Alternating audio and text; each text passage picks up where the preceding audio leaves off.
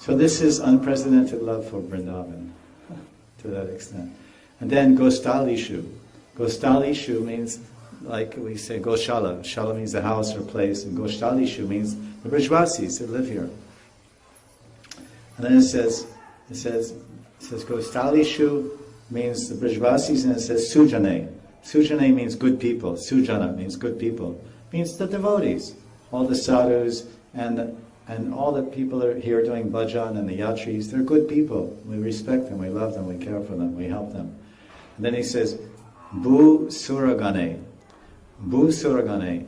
So the Brijvasis, which means the Gwals and the Gwalis, or the Gopas and Gopis, and the Kumaras and the pot makers, and the farmers and the flower sellers, and the Baniyas and the merchants and the bankers, and all the Brijvasis of different varnas. We love them all. Then he says, Bu Suragane. Sura means Deva. Bu Sura means the Devas on the earth. Suragane, the group. This is a term that describes Brahmins. Brahmins are also called Bhudeva. They're the lord of the earth, Bhudeva. So he said, of course the Brahmins may also be Brijvasis.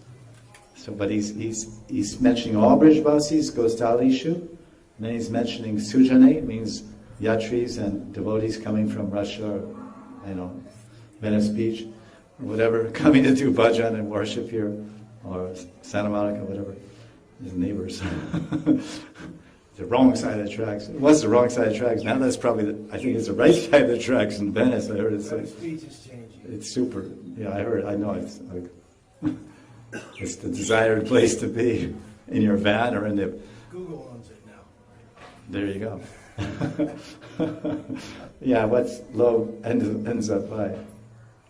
So this is, then he goes on to say, Somantre, so he talks about the people and about Vrindavan, the Brijvasis and the Brahmins.